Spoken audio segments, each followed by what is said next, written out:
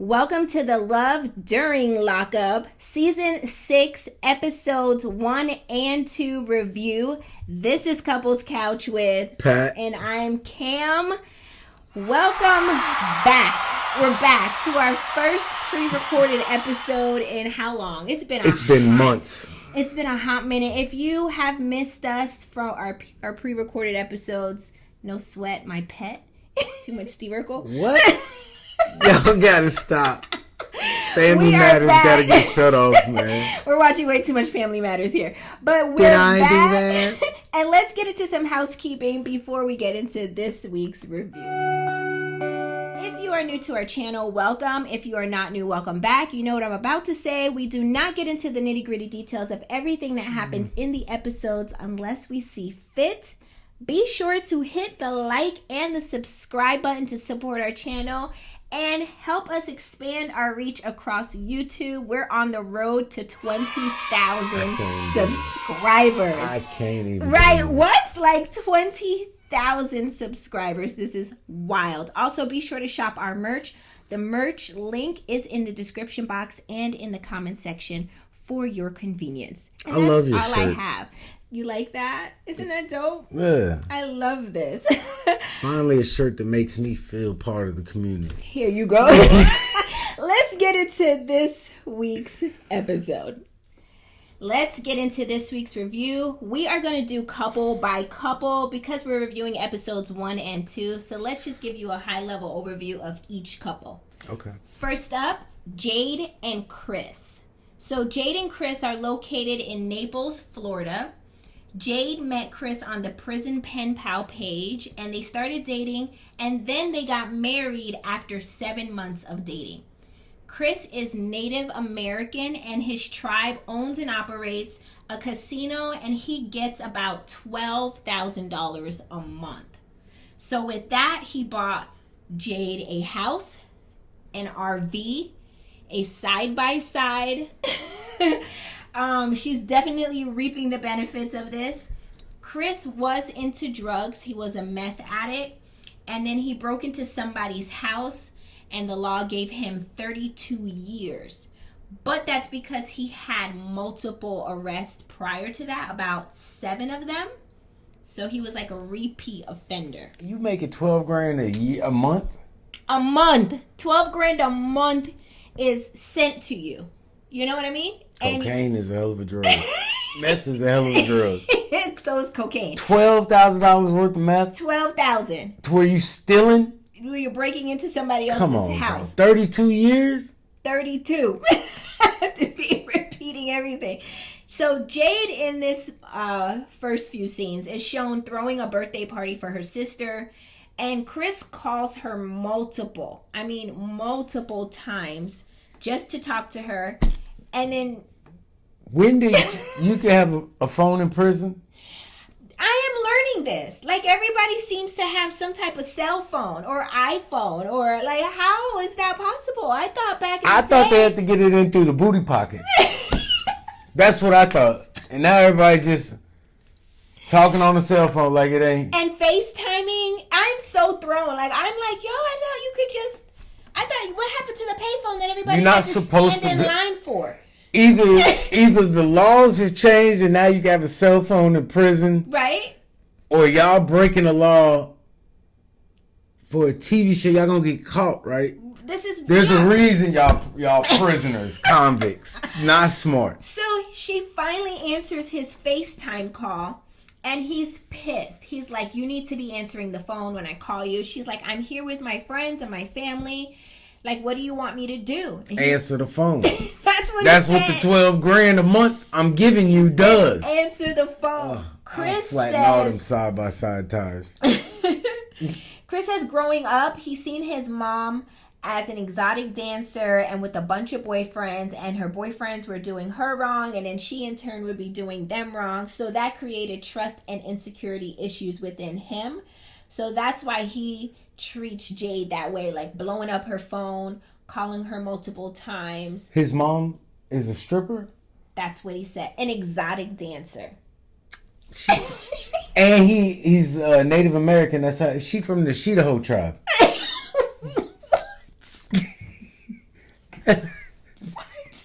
No, we're not doing this. Jade. They got casinos and everything. Jade feels like Chris is controlling, or Jade family. I'm sorry, her mom specifically said she feels like he is controlling and they have a toxic relationship. The sister also feels that way as well. And they had to pull it out of her mom that this is a bad idea. Right, because her mom didn't want to say it. I don't know what kind of mama she got. But if she had the same mama that Tina Turner mom. Remember, Ike bought her the house so she couldn't say nothing to help Tina. I'm not getting into that movie. That movie's... I brought you a house, Mama. Okay, that's nice, Mama. I need to come see you. I gotta grab the kids. And remember, she got on the bus, and that's when Ike found her at the bus stop, and he was like, "Get in the car, get in the car." You don't remember this? I'm not reviewing this movie. Like, sorry. The movie was made before the. I'm just saying. Temperature we live in right now. When the family benefits, you gonna be in trouble when you need to get out of something. You know? Yeah, Mama was like, "Yo, I've been the shit bingo night. You give me my little allowance, I be in the bingo. You better not mess up this bingo money." Let's move into the next few scenes. You know that's what them old people do in small country towns. Oh, that's a big thing. Bingo. They serious about that bingo. Yeah, bingo's huge. All right. In episode 2, Jade's sister adds up all the money that Chris has spent on her sister. And when they total it up from like the house being like 500 and something thousand and the side-by-side and the RV and all that, it comes to over $1 million he has spent. Chris gonna go right back to jail for murder. Her sister says, "Do you think he might be buying your love?" And she was like, and that's what she did. No, he's not buying my love. I can't be bought. Right. He's renting with an option to lease. Rent to own.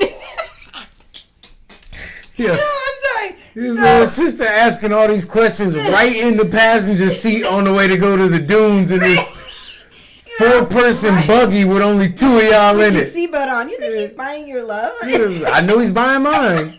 I don't know if he's buying love, but he's buying dinner tonight. So my question to you real quick is, do you think if Chris didn't have all that money that Jade would still be there? No. I don't think so either. I think Chris knows that. That's why he keeps buying stuff. Yo, this dude does not make smart decisions. No. Neither one of them is making good decisions. Absolutely not. Okay. Her receiving all of these gifts. It's like a documentary of bad decisions. I didn't know if you peeped that when he did finally get her on the phone, he was like, for as much as I do for you and as much as I do for your family, you could at least give me a call once in a while. So as soon as you do someone does stuff for people, this is what I don't like about some people. They quick to throw it in your face. Like, I've been doing all this for you. You could at least be doing this. That's why I want nobody doing nothing. But be the first person to bring up everything. I cook in here and I do the laundry and I gotta clean up the house. I'm not Molly the maid. But you hate that in other people. Let's move on into the next couple. Next couple is Leticia and Keith. Leticia and Keith are already married, right? They met through a mutual friend, and then I guess they got married after the fact. So they come in already married. Leticia runs a tax and accounting firm. She has a team meeting, and she announces to her staff that she is not their only boss anymore.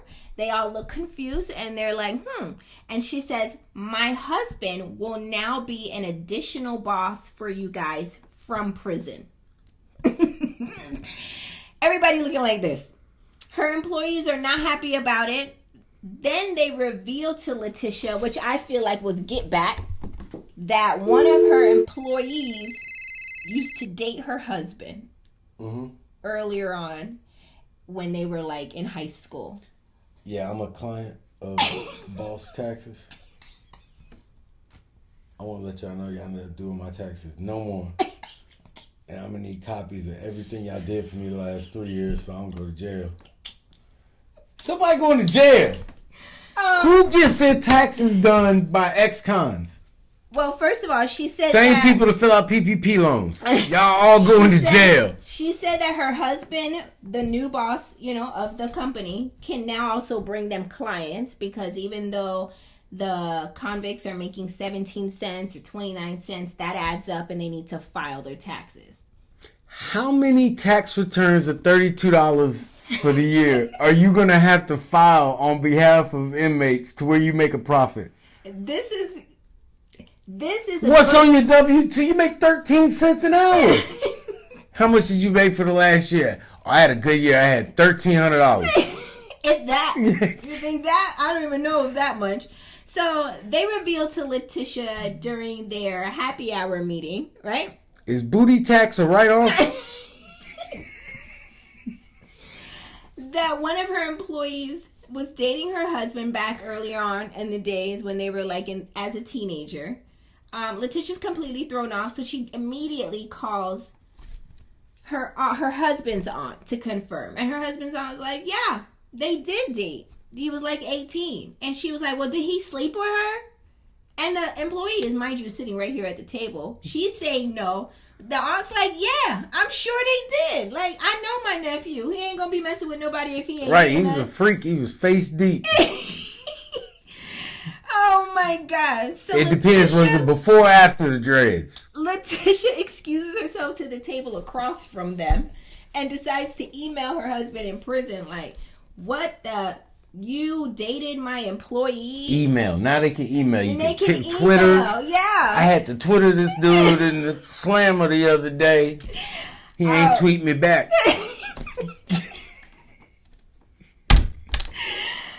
In episode 2, Leticia finally gets the chance to confront Keith, her husband, on the phone now about her employee, his ex. And he gets on the phone and she questions him did you sleep with her? And Keith says, I don't know what you're asking me that for. I was 18. Yeah. Leticia says, but I'm locked up. You need to worry about who's trying to sleep with me right now. You talk about old stuff. I gotta go take a shower tomorrow. That's what you need to worry about who I'm sleeping with. And right when Keith was about to respond, the phone hung up right on her. The minutes ran out. Either the minutes ran out, the call dropped, or he hung up. It's one of the three, and we will find out in episode 3. His husband don't like to hear about his prior relationships. That's what that was.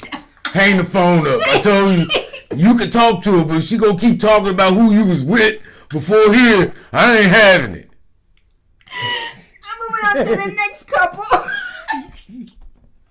Next couple in this show is Ranika and Asante. Her rap name, Lemon Lame Thang.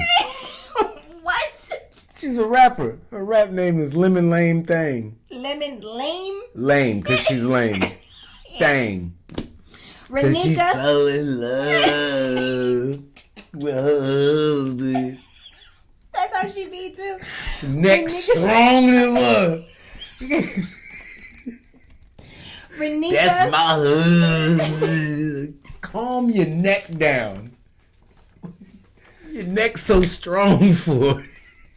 Ranika is the owner of multiple eyelash vending machines. I don't believe that that's a successful business. And she makes 6 figures a year. She's a 6-figure lie.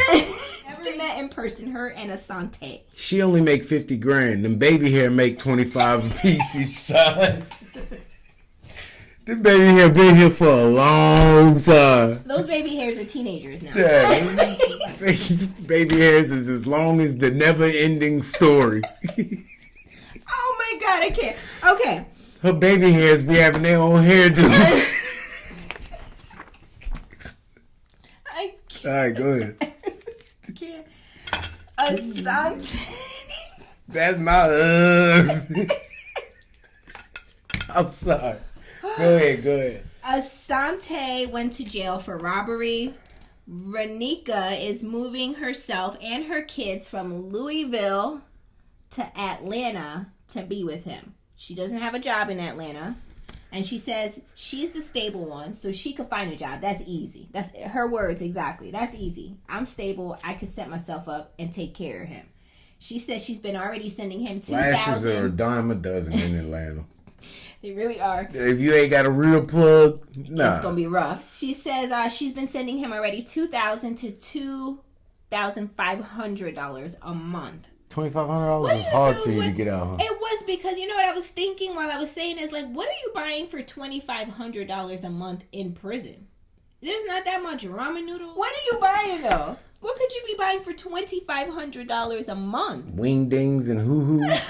So, Ranika tells her salon owner. I know what she ain't buying is baby hair. Yo, somebody got. You got a hair channel. You got to help her out. Some people like a lot of baby hair. Some people like that. Like a teenager hair. That's not like adolescent hair. Some Girl, I love your adolescent hairs. That's a lot of hair. And some dudes like marker drawn on their face when they so like that really sharp shape. Calling people idiots.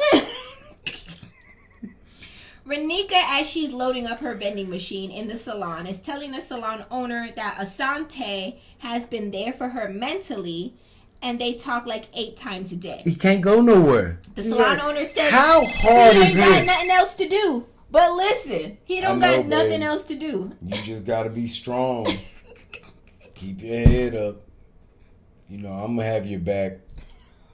I ain't going nowhere for 10 to 22. So the salon owner says he ain't got no other choice but to listen. He's got nothing but time. She says this should all be a red flag. That's the salon owner, right? To Ranika. Next scene, red flag, red herring, big red bus. It's all Red Cross. Ranika then meets up with her dad and shares that she's moving away to ATL with the kids and with a convict, right? An inmate. That's her boyfriend.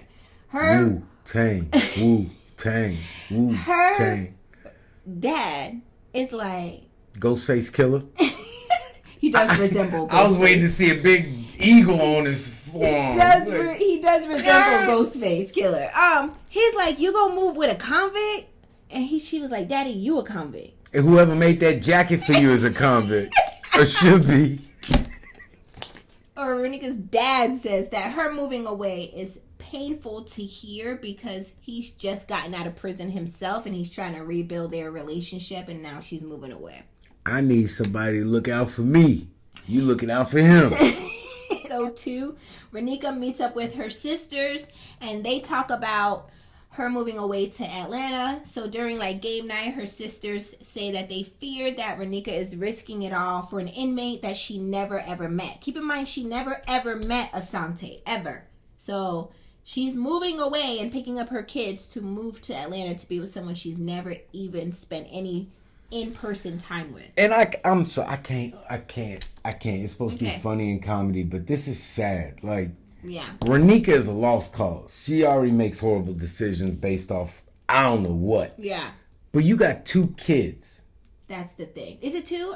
Is it 2 girls? Yeah, right? two girls. Yeah. And you about to take them to Atlanta. Oh my. To be with someone you've never ever met. You know what I mean? It's already hard enough for kids. Yes, I agree. And when parents make decisions like this, it just breaks my heart. It has a major impact on the child. No jokes. Yeah. That's scary and it's serious, for real. So Ranika video chats Asante later on in that episode 2. And, you know, she's talking about how everybody doesn't trust the idea of her doing this. Talking. She naked. Yeah, she was, pretty much half naked in there. Is this how y'all have do y'all have conversations out there like this? Like just straight naked? If Kamar come in there in lingerie talking about real video chat though. You gonna make your way. She was doing the most. Whatever you talking to me about, I don't care. I don't yeah. And she was trying to talk to him about how everybody doesn't think it's a good idea and doesn't trust her, moving away. And he's like, yeah, really? Turn around. She says, do you see other women? Like, she's asking him, like, do you see other women? And he's like, nah, don't worry about that. Like, I love you. And she's like, okay, I love you. She says she loves textbook Asante. Answer of a player. Nah, don't worry about it. Yeah, she says if it's no, there ain't nothing to worry about. But she don't trust Asante. And that was it for them in episodes 1 and 2. Lord. You gotta take your precious daughters and go down there with this man you don't trust. Right. make it make sense. Hey, you don't know. Let's move on into the next couple because that's all I got for them too. Next couple is Andy and Brittany. So Andy is a former police officer. For about 14 years, he was a police officer. Failed popo. Brittany was an addict and charged with possession and has been locked up for 2 years. Andy meets with his police officer friend and tells him about Brittany and how he has sent Brittany up to $5,000 already. Again, my question again, what are people Are you on duty? buying? Are you on duty, or were the producers just trying to drive home the point that he's a police officer? They were definitely driving home the point that he's not only a police officer, but he has police officer friends. But I mean, his also police think officer that friend was in situation- tactical gear for coffee. Like, And donuts. you could. He was Are on the you clock. on duty, or He was on the clock. He had to be. then what the hell are you doing having this kind of conversation? on Go lunch. do your job. Lunch. Let him eat his lunch. He was on his 15-minute break. Both of them was not on nobody lunch. They would have had more food out.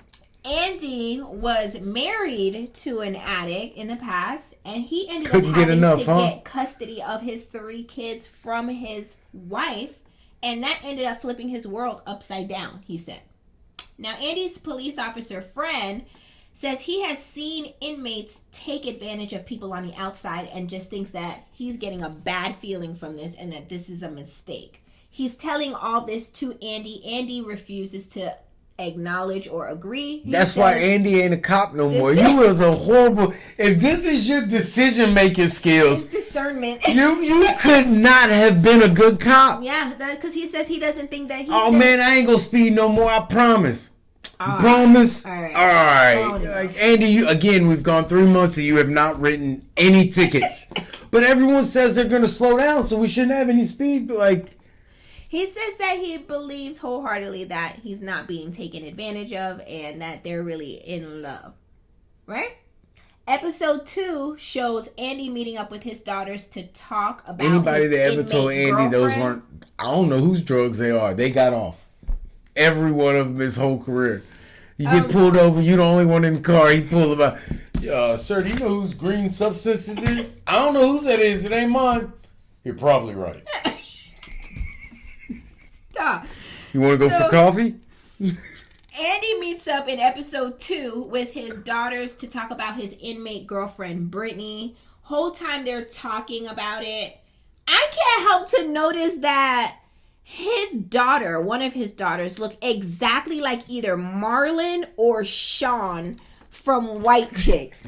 I was like, it's uncanny to see the resemblance of a character in a real life person like that. Like a character, she looks exactly like, maybe it's giving Marlon White Chicks. It Tell me if I'm it's cake. I'm That sorry. guy don't like ugly. I'm sorry, but it's so strange to see somebody look like a character like that. She does. I think it's the caked on makeup. And Because it's the overgrown Yeah. bleach blonde hair. It's the shape of her nose, the icy blue eyes. That's exactly what he looked like in White Chicks. I'm like, does nobody else see I this? agree. That's so strange to me. Anyway. And then when she snapped on him, she talked like, Right. I'm giving. Okay. So the girls are not happy with his decision. They end up meeting Brittany during a I know that prison oldest one don't video need to chat. be worried about happy or not. You 25 years old, you need to go get your own life. Quit worrying about mine.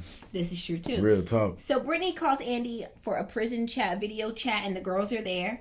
And first they didn't really want to talk to her, but then they kind of warmed up to the idea. And they find out that she has 4 kids, 18, 15, 12, and 10. I believe is what I saw. How many baby daddies? I don't know. care what nobody can say. If 4 kids and 1 baby daddy is totally different than 4 kids and 3 baby daddies. That's a lot. That's different. That's a whole lot. That's I a don't care whole what lot going nobody on there. say. But, to each his own, right? Andy's girls reveal. No, not to That- each his own. No. Andy's girls reveal that Each his own over there. they are thrown that he is planning to take care of 4 kids when he barely took care of them. No, they say he didn't. Yeah, I was You trying didn't to give him take a little it. bit Yeah, of no. credit. He just took it. Like He was like, "That's not true." That's how he just kept saying, "That's not true. that's it's not true." factual. Right. That's what he said. And That's how you know it's true. Because somebody who's really like, if my kids ever said, "Well, you didn't help raise," we're raising I'm Cain flying. off the handle. Yes, he says that, or the girls say that, and you're putting yourself right back into a situation that you just dug yourself out of, which is dealing with someone who is an addict. And he says that I urinalist her. How? She's in prison. He's like, should I drug test her every time we get together then? I don't know what prison. So now we could just, all right, babe, piss on this for me right here. Just talking trash. Why you call me on the phone? Like, there's no way. There's no way. You can talk on phones and piss test inmates now? No, there's no way. Jail don't sound bad. And he says that he did in fact take care of them growing up, and that it's not true that he wasn't present. He was always present. Andy's daughters tell Brittany that when they were young, they just get on the phone and tell this girl this.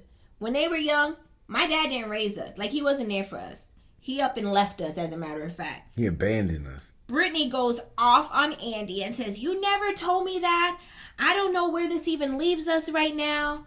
And then she hangs up. And says the woman in jail. Yo, somebody in prison is not going to sit here and browbeat me on decisions or actions I made. I don't give a damn. First thing out of my mouth is, you convict. She said, I don't know where this leaves us right now. And call she your hangs CO up. on you. That was the end of episode 2 for Andy and Brittany. Let's see what happens with them in episode 3. Let's get into the last couple, Brittany and Key Rock. Brittany and Key Rock. Brittany was 16 years old and set up an armed robbery. While in maximum prison, she met Key Rock. They were both locked up in prison, right, at the same time. Mm-hmm. Then they met in prison in passing. I think they were going to the, what is it when they call the infirmary? Okay. Right? Okay, and then he was like, wait up. You know, I want to talk to you. And then they met up like that with each other. Key Rock is transgender, and they were in the same prison together. So Key Rock is now taking testosterone shots, but is required by state to still be in a women's facility. But who paying for the steroids? Get out of my head. I was saying, I didn't know they offered those for free like that in the prison. Like, I thought you had to go to a specialist, get a referral. I didn't know you could just go to the doctor and just start. This is way out of my pay grade, but I just didn't know how that worked. I thought the same thing, though. Who paid? Yeah, how do you just get that? So now you go to jail, get a cell phone, right? Get reassigned, right? You could also get free urinalysis if you got a good significant other. Buying up to $2,500 worth of stuff in a month. I don't know what you're doing with all this money. And then you can get testosterone shots too. I don't know how this works, but this is very interesting. Jail to me. ain't bad. No, I don't want to go. And you can find love. They are now engaged, and Key Rock bought her an engagement ring from money that he received from sugar mamas that used to call and want to talk to him during while he's in prison. They send him money. So her ring is $4,000, and he bought her that ring with that money, she says. So it is. These are the new exclusive Jordans. These are $4,000 too.